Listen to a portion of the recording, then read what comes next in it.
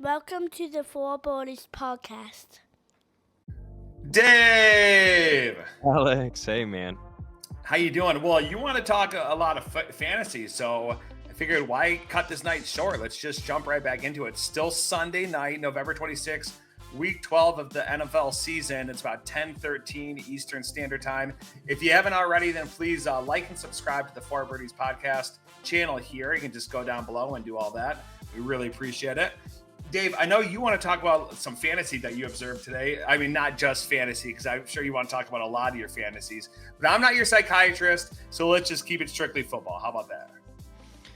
Jeez, man, putting me on blast. No, I wanted to talk about fantasy football. Okay, because I feel like this is kind of a focus of the channel is fantasy football. And so, in watching the games today, a couple things stood out to me. Rams running back Kyren Williams is a total stud. Coming back from a multi-game absence, he didn't miss a step at all. He top scoring running back of the week. I'm going to tell you his stats here. All right, so here's Kyren Williams' stat line. 16 rushing attempts, 143 yards rushing, but he also had 6 targets, which resulted in 6 receptions and 61 yards receiving and 2 touchdowns in the air. So just above and beyond what anybody would have expected for a guy that had missed multiple games. So he's back. He's not shaking off any rust. He's going right to it, scoring a ton of points for any fantasy owners who are lucky enough to have him on their team.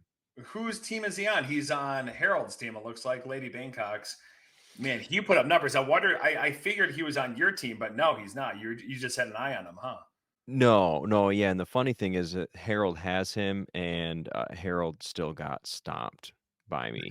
So I'd say Harold was like the 1%, the unluckiest team manager to have Kyren Williams and still get blown out. Yeah, But most other people would be happy to have Kyren Williams this week I'm perform the way sure. he did. That's a crazy stat line. I mean, what did you say? 140 rush yards and then 60 reception yards, six targets, 6 receptions. That's 100% if I'm not mistaken. The math checks out. You're correct. Yep, 6 out of 6. Nice. Good for him. Now What else? it was against Arizona, okay? And they're not a great defense, It's an in-division but rival team. So you know what I mean? It's like the division rivals always bring their A game, or they try to at least. So I still think it's really impressive. I think it's great performance. Good find. I kind of thought they were going to ease him back into it, to be honest. Royce Freeman did have some looks, and I believe Royce Freeman also had a touchdown in that game. Um, the Rams did cut Darrell Henderson again, and they put him back on the practice squad. Oh So at no. this point, the joke I heard was, like Michael Scott in The Office, they cut him, they bring him back, they cut him, they bring him back, snip, snap, snip, snap. There's only so much this guy can handle. Every time he goes to waivers, nobody else picks him up though. So he's just chilling on the practice squad, waiting for a shot again. I feel like it's a very disrespectful relationship that they have, and Darrell Henderson's just sticking around, enduring it. But I think it's salary cap related, possibly. The Rams are doing it to save money where they can, but it's very disrespectful Mhm. to treat Darrell Henderson like this. But Yeah, that'd be he's not a top option for them. Maybe he'll get another shot if there's another injury, but Mhm. it's just tough to see it happen. Well, you know, it actually reminds me, you say that it's like Michael Scott in The Office. I think of Billy Martin for the New York Yankees. He got fired like 6 different times by George Steinbrenner. And he just kept like going back, and he was rehired. So that was hilarious. That's a great story. Uh, Wait, wait, it- wait, wait. yeah. You'll have to explain that. Maybe this session or another one. I'm not familiar with that story. Oh yeah, Billy Martin. Look it up. He was fired like 6 different times by George Steinbrenner and the Yankees. Just look it up. It's great. There was a documentary made about it about 10, 15 years ago, and it just like really good, really well done. You gotta check it out. Maybe it was about the '85 Yankees, one of those teams. I can't recall which year. Maybe it was about that team specifically with Reggie Jackson, And so they get into the backstory of Billy Martin, and he's their manager, the New York Yankees manager. It's hilarious. If you don't know about it, check it out. So they fired him, and then how long did they take before they brought him back? I swear to God, I don't even think it's an exaggeration. I'm pretty sure he was fired 6 different times. So there's no there was no like standard normalized amount of time between like him coming back. But I think it was within a couple of days. I think maybe a Okay. day passed and then he came back in. And George Steinbrenner, who was like notorious for firing people. I'd like to see that documentary then. Do they talk to the HR lady that's in charge of processing the exit interview paperwork and the rehiring and re-onboarding paperwork? Can you imagine how many times he had to like change his 401k and his benefits from getting fired and rehired every time? So I think maybe they would have processed the paperwork the first time, but every time after they would have just been used to it and known like what the drill was. So I think she was probably hip to the drift, or he was HR, whoever it was. Yeah, Billy Martin hired and fired like 7 or 8 times. yeah, Okay, I'll look it up. yeah. That's funny. Dave, who else you got on that famous fantasy list you got over there? So a disappointing performance that I think a lot of people probably started this guy after his performance last week was star running back for the Giants, Saquon Barkley. Scored about 30 points last week and 6 points this week. I really regret starting him. I had other options, but I just felt like the offense has to run through him, and it doesn't. They didn't really need him. They still beat the Patriots, which that game was crazy. Mac Jones was benched again. Speaking of players that have like a love-hate type relationship, Belichick has benched Mac Jones a handful of times at this point. I don't think he's going to get the job back again. I think it's going to be Bailey Zappi all the way from here on out. Well, I don't know. I mean, I didn't really get to see too much of the game, but that's what you saw. You think Zappi played well enough? Where I mean, what was the score? It was 10-7. What It was was the 10 to final? 7. Yeah, don't get me wrong. Zappi didn't play well. You know, typically what happens is Mac Jones will throw a bad interception. Zappi will come in and throw an interception of his own.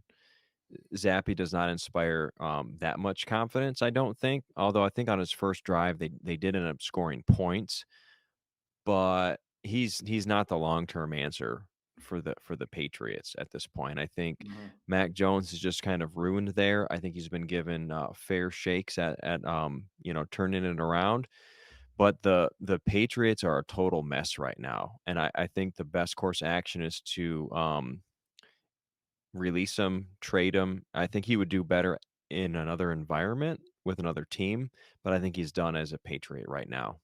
Well, who else you got on that fantasy list of yours? That magic fantasy list, I'm going to start calling it. Yep. So Pat Fryermuth, we mentioned him in an earlier segment. 9 receptions for 120 yards, which is amazing. If he can keep up that kind of production, he'll elevate himself into like the number 2 tier, possibly the 1 tier for tight ends, which typically getting production out of a tight end is very difficult unless it's a Kelsey type character. Kelsey, Hawkinson, they're having great years. But now that Mark Andrews is out for the season, any Andrews owners who were fortunate enough to pick up Pat Fryermuth, they're gonna have to hope that he can keep up this production, which probably not realistic, but with how much the, Steelers are looking to throw it and how many times he's gonna get targeted, I mean, if he can get double-digit targets a week, I think he's gonna be a great replacement option for Mark Andrews owners. Yeah, yeah. I mean, that's if you can get him. I mean, that. I think that's a hard thing in fantasy is you think to yourself, oh, well, my guy's down. Now I'm going to go find somebody who's playable, and you did good. You done good there, Dave. You found Fryermuth. You put him on your IR, and so you slipped him in there, and you had Andrews, didn't you? Didn't you have Mark Andrews? I did, and here's the thing, Freiermuth is only 50% owned in most leagues right now, so there's a good chance he's still out there. Now after this performance, everyone's gonna be prioritizing picking him up either with their fab dollars or their waiver priority, but he's available out there. So if Dave, you have a good waiver priority, I would put a claim in for him. what are the odds that you're going to drop him? The odds that I drop him are probably almost 0, Probably. So you're saying there's a chance? possibly. Yeah. Okay. I wanted to make sure because you said they're 50%. I just didn't think it was really applicable to my situation. But hey, it's just our show. This is a show for the people. So Yeah. not just our show, I should say. Yep. So another performance that actually ended with a little bit of a disappointing injury was Saints wide receiver Chris Olave against the Falcons. Ended up finishing the game with 7 receptions for 114 yards receiving. Probably would have been an even better line than that, but he got knocked out of the game with a concussion. So typically, once a player has a concussion, they're going to miss at least one game. I think the only player to get out of concussion protocol early was Brock Purdy, I want to say like a month and a half ago. So if you're a Chris Olave owner, you're probably going to miss him next week, which is a bummer. Well, one thing I'm going to see as I kind of start looking at the fantasy leaders right now, the quarterbacks went off this week. Dak Prescott went off for 42 points. I like Dak Prostate. That's a funny nickname. Dak Prostate. So Dick Prostate went out. He went off for 42 points. What Josh Allen had 44, 45. My guy Jalen Hurts, he had 41 points. So there are some really good quarterback performances. Just when you get a guy like that, and you can basically double your point output. That helps out every week. A guy that you can count on as well, right? Because you might see like Josh Dobbs out there and he might get you 28 points, 30 points one week, but he's not going to do it week after week. And that's really what differentiates some of these top performing quarterbacks from any other players in the fantasy pool. You bring up a good point about high scoring quarterbacks, and that reminds me of a question that DMC had was when do you take a quarterback in the draft? And And Dave, typically, hey Dave, before we get too far, who's DMC? Let's go give a little shout out to David, huh? yeah, so DMC 713, he's a buddy of mine. I've known him for about 3.5 years at this point. Played lots of games together online, namely Warzone, Call of Duty. So I met him through that, and he's actually been pretty helpful with the podcast, with tech advice and troubleshooting. Didn't you And literally save his life? I have actually numerous times Yeah, that's saved so cool. DMC's life in a lot of different ways. Yeah, Yeah, didn't you like shoot down a helicopter at one point? he was being attacked by some thugs on a rooftop, and I actually flew a helicopter right into those thugs and chopped them up, jumped out and revived him. That's Right as awesome. he was just about to be a goner, and I was able to revive him. So, but he's also saved my life numerous times too. That's cool. And that's just Yeah, what you do for a friend. I guess good for you guys. Okay, so what did DMC? What was his question again? His question was, when do you know when to draft a quarterback? And obviously, you have to know your league settings. You have to figure out, you know, how many points is a passing touchdown. I think it's pretty standard that it's 6 points. But if you're in a league where it's only 4 points for a passing touchdown, quarterbacks are going to lose the value. If you're playing in a league where interceptions are heavily penalized with negative point totals, you got to be really careful not to get like a gunslinger type player that could really bring your totals down. But in most leagues, if it's 6 points and you only lose a 6 points for a touchdown and you only lose a point for an interception, then the top tier quarterbacks could be taken at the end of the first round till like the third round. That's when like the top quarterbacks are taken. And if you miss your shot on those guys, you're going to have to settle for a guy like Daniel Jones type player in the 10th round. And then you're going to be at a huge disadvantage. So I would say if you have a favorite quarterback and you want to make a stack, like a Mahomes and a Kelsey type stack, you gotta move early to get that quarterback.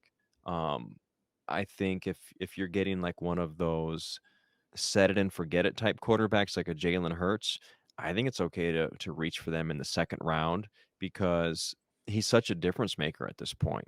Like before the season began, I probably would have said, "Hey, just wait, you can find somebody," but then you're going to be in like a quarterback wasteland. And then speaking of that, once quarterbacks start to get taken, you'll notice that other managers make a run for those remaining quarterbacks, and all of a sudden there's nothing left. So I don't think it's a bad thing anymore to take a difference maker quarterback early. Wouldn't it be cool if instead they were like Teenage Wasteland, they were like QB Wasteland? I know you want to do that with Tight End Wasteland. I know you've got that with, but it works for QB as well. I think you could do a lot of variations of Bob O'Reilly. I think it works better with a tight end wasteland Yeah. because tight end is one of those positions that I truly feel like is a giant wasteland beyond like the top tier guys.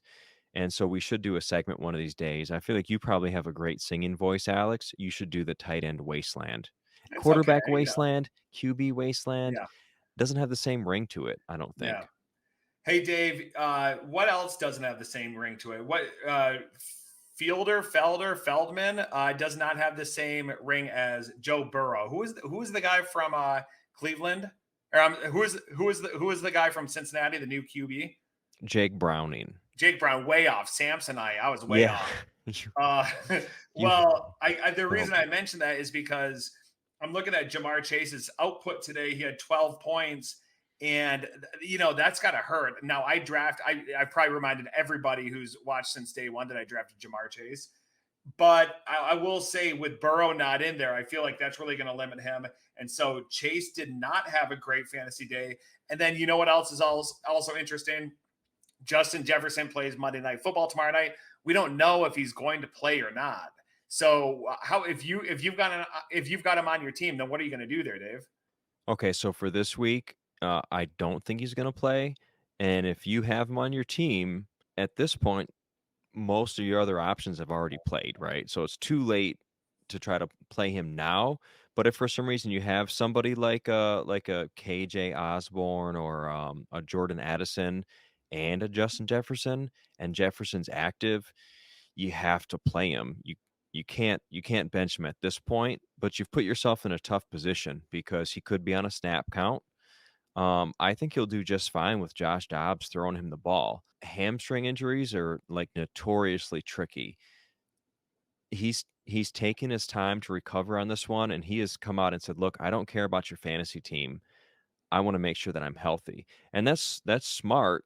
It's smart that he's coming out and tempering people's expectations that he's not going to put his body at risk for the sake of you winning a fantasy matchup. So I feel like once he said that, to me, that means he's not gonna play unless he's 100%, and it could be a while still. So he's technically he could come back and play tomorrow, I think, but I wouldn't bank on it. I'd still say probably like a week or so before he's actually playing. But yeah, if he's on your team, you gotta start him. He's a stud. That brings me to like one of my previous tips. You never sit your studs. Yeah, I feel like this is a little bit different though. With this, he's coming back from injury, so it's like, are you going to play him as opposed to sit him? Are you going to pull him back? You don't know if he's going to play. Obviously we're not in that scenario because we would be a lot more animated and on the fence about how we feel with this. I think it's probably easier for us to say, yeah, let's just play him. You got to play him. That's going to be a tough one. If you're sitting in this situation right now, you got to be sweating bullets, and you got a close game, and you're head to head with somebody, and it's a pretty close matchup. That's going to be tough. This is what I think. I don't think he would take the field again until he was 100%, and I think his coaches are gonna know that. So I think the chances they use him as a decoy or they limit his snaps, I think that's a long shot to think that. At this Hmm. point, if he's on the field, he's gonna play, and it's just gonna come down to conditioning, which I think he's been staying in shape and working out. So I think if he does play, he's gonna play a decent amount of snaps, and with his talent, you can't bench him, even if it's a tough matchup. So if you're a Justin Jefferson owner and you've been hanging on this long, it either means that you're doing all right without him. Otherwise, you would have traded him for something, right? So if you still have him, you're probably doing okay. And if you have him and you're out of playoff contention, it doesn't matter. Yeah. Hey, Dave, I did want to clear something up. I made an error earlier. I said that Josh Allen threw about 44, or Josh Allen scored about 44 fantasy points. In actuality, he scored 46.66 points. So the sign of Satan. Good job, Josh Allen. Dave, were there any other? Speaking of which, remember Gardner Minshew? He scored 6.66 points. He was only 40 points shy of Josh Allen this week. That was about 2 weeks ago. But if you'll recall, Gardner Minshew was the sign of the beast.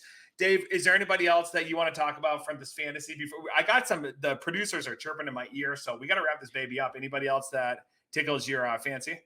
It's nice that, you have access to the producers that can correct you when you're wrong. I think that's pretty neat. I wish I could have that. Mm-hmm. Um, I just want to point out that Russell Wilson was universally mocked last year, pretty much Shame. all year. Yeah. His first year as a Bronco was just a disaster. Everybody thought he was washed up, and he's doing all right this year. So good for him. Good for Sierra. I'm happy. The Broncos, when they started the season, they looked like there was no way they were going to make the playoffs. Now it's a legitimate possibility.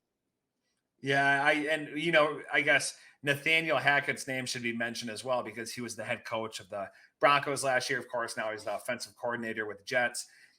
And I will say, watching the Jets games and their QB performance, it is just downright asinine. It's so embarrassing. Those guys, Zach Wilson can't do anything. Tim Boyle can't do anything. Those guys have no pocket awareness or anything. And so as much actually, I did like Nathaniel Hackett. I know I kind of zig when people zag. And on Hard Knocks, he was fun to watch. He had the gold zone instead of the red zone, and everything is gold, like gold member from Austin Powers. And so I thought it was like charming. I thought it was different and strange and weird and unique. But man, the results speak for themselves. And man, everything he's touching is instead turned to stone. I didn't know anything about that. The gold zone. Yeah, Not so familiar. apparently he doesn't refer to it as the red zone. He calls it the gold zone because he's got this fascination with gold member from Austin Powers. Yeah.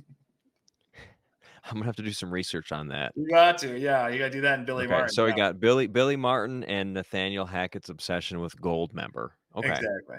Yeah. Well, Dave, this is going to turn into history, so we better wrap this baby up. Any other you got? I'm going to be giving you a chance. Any last player that you want to mention? You want to give a shout out to any last person? Somebody's mom is going to be sad, Dave. Somebody's mom is going to be real disappointed that you're going to gloss over them again. You're going to give a chip on somebody's fantasy shoulder. Do you got anybody who comes to mind? This is gonna be like a rookie watch type of thing here, and it's not gonna appeal to everybody, but third round selection rookie wide receiver for the New York Giants, Jalen Hyatt had a breakout game. 5 receptions for 109 yards. For those few passes that did go his way and that he caught, he looked amazing. The dude has a lot of potential. I don't know if the Giants are going to figure out a way to utilize his high end top speed, but it's very promising for anybody that has him on a team. They're just waiting for him to break out. I feel like this could be the breakout game, and Tommy DeVito is actually playing a little bit better than I would have thought. So I don't know what's going to happen with Daniel Jones next year, but DeVito's going to get them just as many wins as Daniel Jones could have at this point. They're going to draft a QB. They have to draft a QB at this point. I mean, Tommy DeVito is a great stopgap. Hopefully, in the Giants' eyes, hopefully he just keeps losing them games because they want the as best to draft selection they can get. So, and remind me, who is the wide receiver you're talking about? Is that Isaiah Hodgins? Is that who you said? Isaiah Hodgins did have a touchdown reception. He You was a did. candidate. Yeah. He was a candidate for a TD Ha because I'm pretty sure the only person starting Tommy DeVito was Tommy DeVito's mom. Now, Tommy DeVito's mom does have him on the team and she does start him. But outside of that, that's it. So that was another TD Ha And was Isaiah what was the third round pick's name again? Jalen Hyatt. Jalen High. Okay, cool. I mean, honestly, I feel like you weren't going to mention that. He probably would listen to the podcast and then he would have been chip on his shoulder. So hopefully he goes off next week because now we can't be pissed off about anything. Dave, we're going to go to sleep happy. We're not going to be pissed about nothing tonight. That's a double negative. We're not going to be pissed about anything tonight. We're going to go to bed, sleep it soundly because our fantasy football teams are going to win.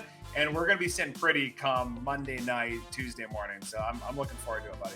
It is always nice to have your fantasy matchup wrapped up by the time the Sunday night game's over, and you don't Yeah. have to worry about a Monday night matchup. So yeah, I'll be sleeping soundly knowing that. Putting Harold's Bangkok Ladyboys to bed. Wait, that's weird. What? How do you say it? No, you That I nailed would. it. You nailed it. Yeah, I hope Harold's Bangkok Ladyboys don't come from behind to steal this victory. There you go. Okay, well, with that, we're going to bid everybody a farewell. And thanks so much for tuning in. If you haven't already, then please like and subscribe. And we'll see y'all next time on the Four Birdies podcast. Real quick, if we do get a thumbs down, it's going to be from Harold. Oh, don't do it, Harold. Don't do it. Don't do it. Harold. You're a huge asshole, Harold.